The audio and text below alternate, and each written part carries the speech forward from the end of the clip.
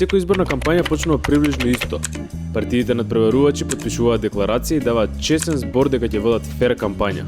Без насилство, без подкуп, без црни кампањи, без влијание врз медиумите и ред други прекршачни и кривични дела. Заведнаш потоа да почне ова. Бомба. И уште една. А зашто баш сега се откриваат овие работи? Затоа што се избори. А на овие избори партиските оперативци калкулативно и за партиски, а не државни интереси ги користеа медиумите да ги дискредитираат и инкриминираат противниците. А зашто медиумите ги помагаат? Почесто од поредка одговорот се пари. Или во овој случај 3,6 милиони евра или 2 евра по гласач.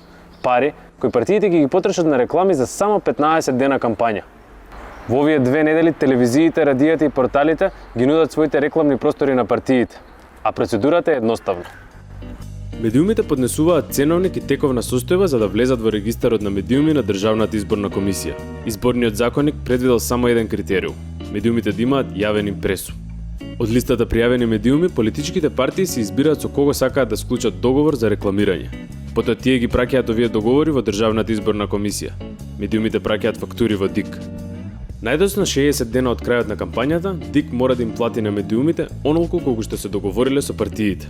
Ако се суди по тоа како известуваат одредени медиуми во предизборието, може и лесно да се предвиди кој медиум од кој политички табор ќе добие за реклама.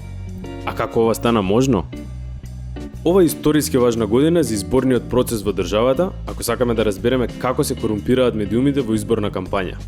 Тогаш се носи закон со кој што парите за рекламирање на партиите во медиумите им се плаќаат од буџетот.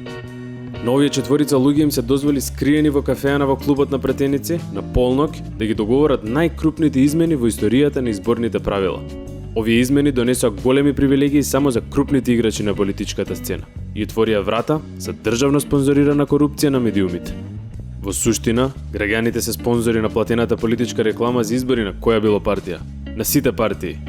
А дали ти би ги дал своите пари за политичка пропаганда во медиуми, од кога ќе прочиташ нашето истражување, кој го открива влијанието на партиско-медиумските непринципилни коалиции?